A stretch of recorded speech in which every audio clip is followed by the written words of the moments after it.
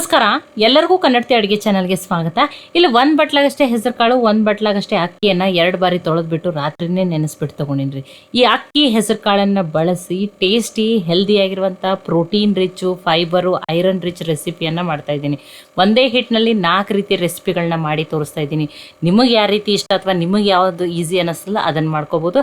ನಾನು ಈ ಅಕ್ಕಿಯನ್ನು ನೀವು ಡೈಲಿ ಅನ್ನಕ್ಕೆ ಯಾವ ಅಕ್ಕಿ ಯೂಸ್ ಮಾಡ್ತೀರಿ ಆ ಅಕ್ಕಿ ಏನಾದರೂ ತೊಗೋಬೋದು. ನಾನಿಲ್ಲಿ ರೇಷನ್ ಅಕ್ಕಿ ಅಥವಾ ಕೆಲವರು ಇದನ್ನು ಸೊಸೈಟಿ ರೈಸ್ ಅಂತ ಕರೀತಾರಲ್ಲ ಅದನ್ನು ತೊಗೊಂಡಿದ್ದೀನಿ ರೀ. ಈಗ ಈ ನೀರನ್ನು ತೆಗೆದ್ಬಿಟ್ಟು ತೊಗೋತೀನಿ ನೋಡಿ. ಈ ಅಕ್ಕಿ ಮತ್ತು ಹೆಸರು ಕಾಳು ಒಳಗೆ ನೀರನ್ನು ತೆಗೆದ್ಬಿಟ್ಟು ತೊಗೊಂಡಿದ್ದೀನಿ. ಈಗ ಇವೆರಡನ್ನು ಮಿಕ್ಸಿ ಜಾರಿಗೆ ಹಾಕೋತೀನಿ ನೋಡಿರಿ. ಹೆಸರು ಕಾಳಂತೂ ಆರೋಗ್ಯಕ್ಕೆ ತುಂಬಾ ಒಳ್ಳೆಯದ್ರಿ, ತುಂಬ ಪ್ರೋಟೀನ್ ಇರುವಂಥದ್ದು.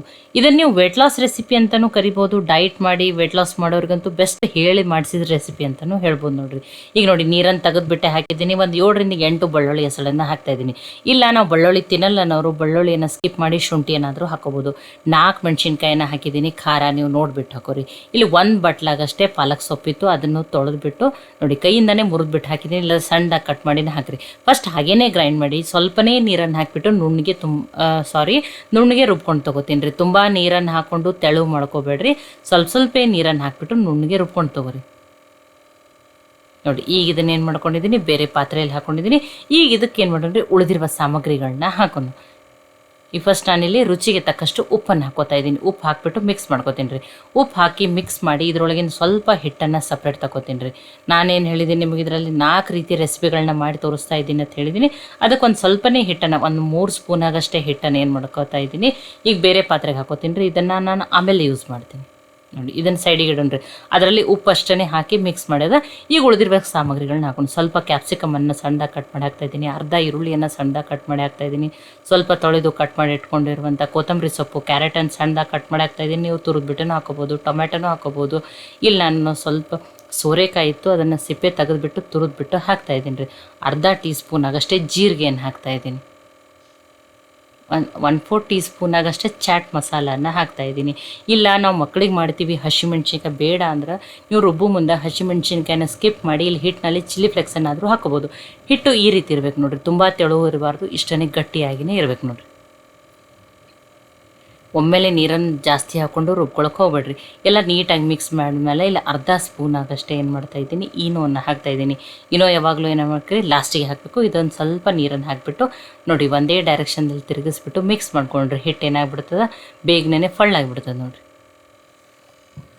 ನೋಡಿ ಎಲ್ಲ ನೀಟಾಗಿ ಮಿಕ್ಸ್ ಆಗಿದೆ. ಆಲ್ರೆಡಿ ಪ್ಯಾನನ್ನು ಕೈಲಿಕ್ಕೆ ಇಟ್ಟೀನಿ ನೋಡಿರಿ. ಪ್ಯಾನನ್ನು ಚೆನ್ನಾಗಿ ಕಾಯ್ದದ. ಕಡಿಮೆ ಎಣ್ಣೆ ಬಳಸಿ ಮಾಡ್ತಾಯಿದ್ದೀನಿ. ದೊಡ್ಡ ಸ್ಪೂನಿಂದನೇ ಒಂದೇ ಸ್ಪೂನ್ ಆಗಷ್ಟೇ ಎಣ್ಣೆನ ಹಾಕಿಬಿಟ್ಟು ಬ್ರಷ್ನಿಂದ ನೋಡಿ ನೀಟಾಗಿ ಎಲ್ಲ ಕಡೆ ಏನು ಮಾಡಿರಿ ಸ್ಪ್ರೆಡ್ ಮಾಡಿರಿ.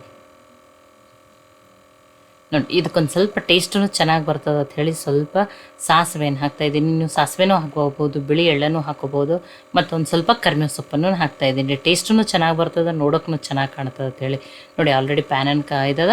ಲೋ ಫ್ಲೇಮ್ದಲ್ಲಿ ಇಟ್ಟನೆ ನೋಡಿ ಒಂದು ದೊಡ್ಡದು ಪಿಜ್ಜಾ ಥರ ಹಾಕೋತೀನಿ ನೋಡಿರಿ, ದೊಡ್ಡ ಸೈಜು. ಭಾಳ ದಿಪ್ಪನ್ನು ಹಾಕಬೇಡ್ರಿ ನೋಡಿ, ಅಷ್ಟೇ ಮೀಡಿಯಮ್ ಆಗಿನೇ ಹಾಕಿರಿ. ಮತ್ತು ಹಿಟ್ಟನ್ನು ತುಂಬ ತೆಳು ಮಾಡ್ಕೋಬಾರ್ದು ನೋಡಿರಿ. ಇಲ್ಲ ಸಣ್ಣ ಸಣ್ಣ ಪ್ಯಾನ್ ಕೇಕ್ ಥರ ಕಡಾಯಿ ಇತ್ತಂದ್ರೆ ನೀವು ಅದರಲ್ಲಿನೂ ಆ ರೀತಿನೂ ಮಾಡ್ಕೋಬೋದು. ಇನ್ನೊಂದು ಸ್ವಲ್ಪ ಎಣ್ಣೆ ಹಾಕಿಬಿಟ್ಟು ಮುಚ್ಚಿ ಮೀಡಿಯಮ್ ಫ್ಲೇಮ್ದಲ್ಲಿ ಇಟ್ಟನೆ ಒಂದು 6 ನಿಮಿಷ ಬೇಯಿಸ್ಬಿಟ್ಟು ತೊಗೊಂಡೇನಿ ನೋಡಿ. ಮೇಲೆಲ್ಲ ಹಿಟ್ಟು ಚೆನ್ನಾಗಿ ಬೇಯ್ದ. ಈಗ ತಿರುಗಿಬಿಟ್ಟು ಬೇಯಿಸ್ಬಿಟ್ಟು ತೊಗೊಂಡ್ರಿ. ಇಲ್ಲ ಎಣ್ಣೆನೇ ಬೇಡ ಅಂದ್ರೆ ನೀವು ಬೆಣ್ಣೆ ಹಾಕಿಬಿಟ್ಟು ಬೇಯಿಸ್ಬಿಟ್ಟು ತೊಗೊಬೋದು ನೋಡಿರಿ. 2 ಸೈಡ ಚೆನ್ನಾಗಿ ಬೇಯ್ದೈತಿ ನೋಡಿ. ಎಷ್ಟು ಹೊರಗಡೆ ಲೇಯರು ಕ್ರಿಸ್ಪಿ, ಒಳಗಡೆಯಿಂದ ಸಾಫ್ಟೂ ಬಂದಿರ್ತದೆ.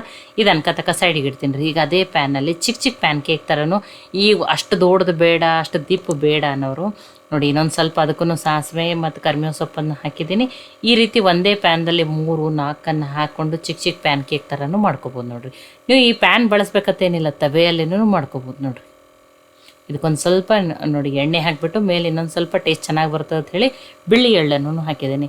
ಇಲ್ಲ ನಮ್ಗೆ ಅಷ್ಟು ದೊಡ್ಡದು ಬೇಡ, ಬೇಯಕ್ಕೂ ಟೈಮ್ ಹತ್ತದಂದ್ರೆ ಈ ರೀತಿ ಚಿಕ್ಕ ಪ್ಯಾನ್ ಕೇಕ್ ಥರನೂ ಮಾಡಿಕೊಂಡು ಮಕ್ಕಳಿಗೆ ಈ ರೀತಿ ಮಾಡಿ ಲಂಚ್ ಬಾಕ್ಸಲ್ಲಿ ಕೂಡ ಹಾಕಿ ಕೊಡ್ಬೋದು ನೋಡಿರಿ. ಎಷ್ಟು ಕಲರ್ಫುಲ್ಲಾಗಿ ಟೇಸ್ಟಿ ನೋಡಿ. ಪಾಲಕ್ ಹಾಕಿದ ಐರನ್ ರಿಚ್ ಇರ್ತದೆ, ಹೆಸರು ಕಾಳದಿಂದ ಪ್ರೋಟೀನ್ ಅದ ನೋಡಿ. ಇಡ್ಲಿ, ದೋಸೆ, ಉಪ್ಪಿಟ್ಟು, ಅವಲಕ್ಕಿ ತಿಂದಿರ್ತೀರಿ, ಈ ರೀತಿ ಹೆಲ್ದಿಯಾಗಿನೂ ಹೆಸರು ಕಾಳು ಅಕ್ಕಿಯಿಂದ ಮಾಡ್ಕೋಬೋದು ನೋಡಿರಿ. ಈ ರೀತಿ ಚಿಕ್ಕ ಪ್ಯಾನ್ ಕೇಕ್ನೂ ಹಾಕಿ ತೋರಿಸಿದ್ದೀನಿ.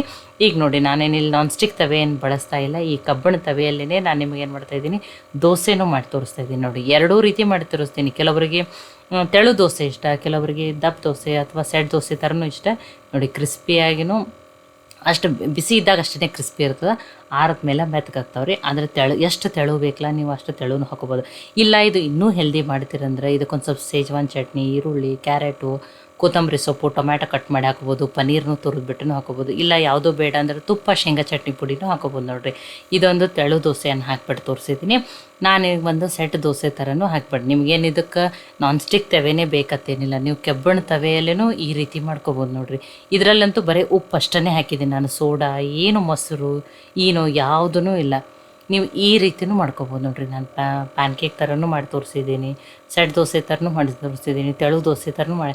ನಿಮಗೆ ಯಾವ ರೀತಿ ಇಷ್ಟ, ಯಾವ್ದು ಈಸಿ ಇಲ್ಲ ನೀವು ಅದನ್ನು ಮಾಡ್ಕೋಬೋದು. ಈ ಸೆಟ್ ದೋಸೆನೇ ಉತ್ತಪ್ಪ ಥರನೂ ಮಾಡ್ಕೊಬೋದು. ನೋಡಿರಿ ಎಲ್ಲ ರೀತಿಯೂ ಮಾಡಿ ತೋರಿಸಿದ್ದೀನಿ. ಈಗ ಇದನ್ನು ಕಟ್ ಮಾಡಿ ನೋಡಿರಿ, ಪಿಜ್ಜಾ ಥರನೇ ಕಟ್ ಮಾಡಿಬಿಟ್ಟು ತೊಗೊಳ್ಳೋಣ.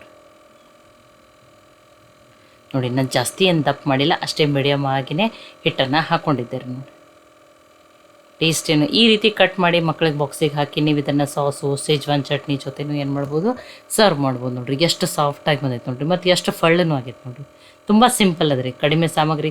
ಮತ್ತು ಅಥವಾ ನಿಮಗೆ ಯಾವ ವೆಜಿಟೇಬಲ್ಸ್ ಇಷ್ಟನ ಅದನ್ನು ಹಾಕೋಬೋದು, ಅಥವಾ ನಿಮ್ಮ ಮನೆಯಲ್ಲಿ ಯಾವದವಲ್ಲ ಅವನ್ನಷ್ಟೇ ಹಾಕೋರಿ ನಡೀತದೆ. ನೋಡಿ ಪ್ಯಾನ್ ಕೇಕ್ನು ನೋಡಿ ಎಷ್ಟು ಸಾಫ್ಟಾಗಿ ಎಷ್ಟು ಚೆನ್ನಾಗಿ ಬಂದವ. ನೋಡಿ ದೋಸೆನೂ ತೋರಿಸ್ತೀನಿ ನೋಡಿರಿ, ಇಡೀ ದಿನ ಇಟ್ರೂ ಇಷ್ಟೇ ಸಾಫ್ಟಾಗಿರ್ತಾವೆ. ಟೇಸ್ಟಿನೂ ಅದ, ಹೆಲ್ದಿನೂ ಅದ. ಇಲ್ಲ ನಾವು ಈಗ ವೆಯ್ಟ್ ಲಾಸ್ ಮಾಡತ್ತೀವಿ, ವೆಯ್ಟ್ ರೆಡ್ಯೂಸ್ ಮಾಡಬೇಕನ್ನೋರು ಈ ರೀತಿ ಹೆಲ್ದಿಯಾಗಿ ಹೆಸರು ಕಾಳದಿಂದ ಬ್ರೇಕ್ಫಾಸ್ಟ್ ರೆಸಿಪಿಗಳನ್ನ ಖಂಡಿತ ಟ್ರೈ ಮಾಡಿ ನೋಡಿರಿ.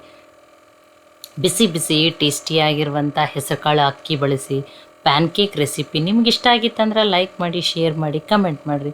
ಖಂಡಿತನೂ ಟ್ರೈ ಮಾಡಿ ನನಗೆ ಹೆಂಗೆ ಬಂದಿತ್ತು ಅಂತ ತಿಳಿಸ್ರಿ.